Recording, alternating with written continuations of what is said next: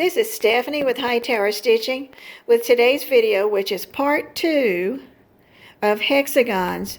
Quilters and others, you have to know how to fold them and know how to sew them, and it includes hand stitching. Today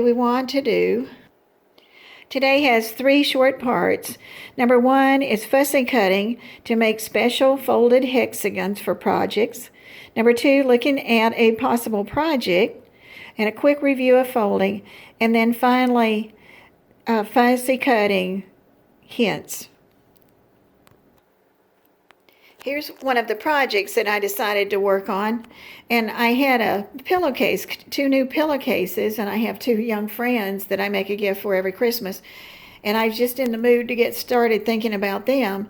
And you can see that I have made my hexagons, and they're actually going to be a trim on this picture, on this pillow. And it goes all the way around. I made a chain, and I turned the corner, and I went down. And this one, I went ahead and went around the edge so that when I come back around, the joining won't be right here on this edge. It'll be back in the back, and this is the front. But they're both going to look very similar. And then I started thinking, I'm going to put their name in the top, and I'm going to either do it with my sewing machine or I'm going to hand stitch it. Usually when I'm doing some kind of embroidery work, I end up doing hand stitching and adding some to it. So here I played with Word and trying different fonts and different amounts just to get an idea of what size would look good there. And then lots of times you can take that actual one that you fix, lay it behind there, put a lamp or something behind it, or hold it up in the window, trace it, and then you can stitch on that. So I'm real excited about that. See how it's going to turn out. Okay, the first thing I wanted to do though was, so you don't have to go back to the other video, was do a quick fold. And this is a very small one, and this is one of them that I used that was a 3-inch. And if you remember, you fold it up, and then you fold it again. And you can press it, or you can just pinch that right there. See, I don't need my iron for, especially with these small ones. And open it up, and there's my pinch. Now I'm going to take, and for what I'm doing right now, I'm going to fold up from the bottom. That's the easiest to remember. So fold up from the bottom, lightly crease that, come down to the edge, pull it up. That's 2 folds. And then come down and get the next one and fold it up. Okay, and now I'm coming down to this one. Every time it goes back down to that same part that you've turned up. And you're starting to see my funny little ice cream cone. And then I'm going to take this one up and fold it. And you get really good at this one. I had 5th graders that did this as a project and made a whole bunch of them, and then they sewed them together to make flowers, and that was a project to take home. And so now I've got them all folded. That one looks pretty good. I'm going to turn it around, and there is a very nice folded hexagon, and you're ready. You can go press it, or you can just take a pin and poke it in there to hold it in place, and usually you can get a stack. Okay, now we've got that basic out. Now, let's say that you're doing this for a kid or for a friend, and you want a special something to show up in some of those blocks. This actually makes it really fun. Using all your pretty colors is fun, but when you start doing this, you're personalizing them. And it's great on baby blankets, because I did some baby quilts, and they had hexagons on them, and I made sure I did some characters. So like here is Snoopy. Look how nice he came out. All right, and what I did was I had a big piece of fabric, or the piece, it doesn't have to be big. I knew that that was going to fit pretty well in a 3-inch circle. And so sure enough, so when I laid it down on the fabric, which was opened up, then I could see how well he was going to fit in there. Because now this one's made from a piece of plastic you can see through. And you can see I had cut it out. I had put a hole in the center, because sometimes I'm going to mark some fabrics, darks with chalk or something, and I want to know where the center is. and that would give me the center. And I took one of these hexagons that was already made, and I laid it on there. Well, actually, I put it underneath it because I didn't want to mark it up. And I could see it through the plastic. So then I took a Sharpie and I made the outline on there so I'd know right where it was. Now let's say you don't have a piece of plastic, because I hate to waste that template plastic unless I know I'm going to use it over and over. So you can also take a piece of cardboard, do your circle, put your center mark in there, and line it up with a finished hexagon. Trace it around, and this doesn't have to be perfect. This is just to give you a basic idea. And his teeth were right in the middle, and so I just went around the outside. I took a hole punch, put some holes in it, started cutting it, and I didn't finish cutting it because I wanted you to see how I made like a little door, because I'd cut each side, and then I would cut this piece off right here, and I would have my other template, and there he sits. Now, if there's where you can also control the way that you want this to go. If you want it that you can sew your hexagon side to side, like if you look at this one that I did on the pillows, that's the way I did it. So you'd see you want to turn your template so that Charlie Brown's head was near the pointed part, okay? And then you'd know, all right? And then there's one that pretty much went that direction.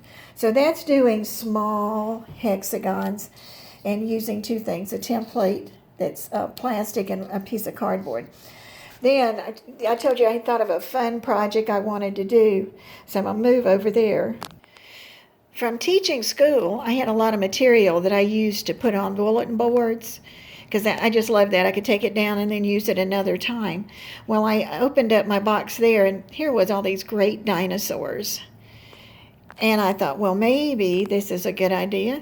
And so, especially for a little friend of mine that's a boy. And so, look at the characters that I've captured, and then I've got the trees from that same piece of material. And this time I used that 8-inch plate that we had yesterday, yesterday on the other video, and it made a hexagon that was 5 inches one way and 4 1/4 the other way. And on this one, you could put it like that together. You could let that one be in the middle, and then come in and join them like you were doing a star or a flower. And then you could take that whole thing and stitch it down onto a piece of fabric and make several of those. There's a lot of things that you could do with this. And there again, these are going together at that side piece. Okay, so what did I use to help me do that? Well, first of all, I didn't want to use up an 8.5-inch piece of my good plastic.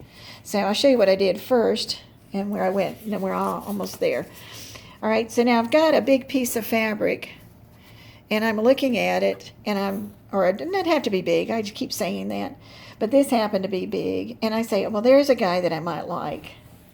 So I had made an 8.5-inch, which is what the plate was, and then I had taken one of those hexagons that I had already made, like one from yesterday, and I placed it in the center.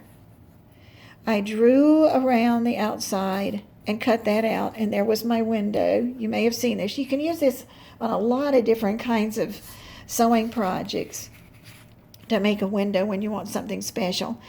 And so then I took my piece of fabric, I took my window, and I moved my window around until I said, oh, I like that.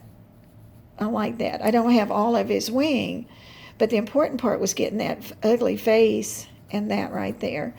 And then when I moved it, then I was ready to start doing the folding from yesterday. And you can remember, you can see the cute things that come out when you want to do something big. And you can see where if you had flowers that were big, or you had letters of the alphabet or something like that that you'd like to use. And the very, very last thing is I'd like to go back and look at yesterday's two that I sewed together. I had started sewing, and if you look at them, you can barely see the stitching in there, and like that was the light thread instead of the real tan, which I would use. And when I turn it over, look how neat that looks. To me, it almost looks neater because you can see all the little stitches in there. And these were so big that I pinned them even after I had pressed them so that they would stay. Okay, I want to take a second and go back to the template that I was going to use out of plastic. The plastic that I didn't want to cut. Here's the big piece of plastic, and it's nice and heavy because I like them to last. I took that 8.5 inch bowl dish and put it underneath the plastic, and I went over and I marked the outer edges, north, south, east, and west, so I'd know where that would be. Then I was able to find the center point between the top and the bottom and the side and the side. And then I took one of those that I had already made again, same thing. I set him on there, put dots, and then I drew the lines between them. But this time I didn't cut, because I might want to use this big piece of template for something else. So now I'd take my plastic and I'd lay it down, and then I'd do the same thing I did before till I got him right where I wanted him, and then I'd be ready to go around and trace for the plate. Then I would move the template out,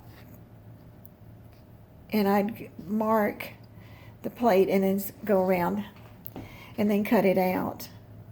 But I knew where my places need to be to do him. So I hope you enjoyed that. And this is Stephanie at Hightower Stitching.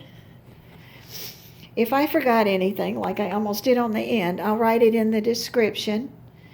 If you like this or got something out of it or just want to laugh at me, just hit subscribe and like. Thank you for watching.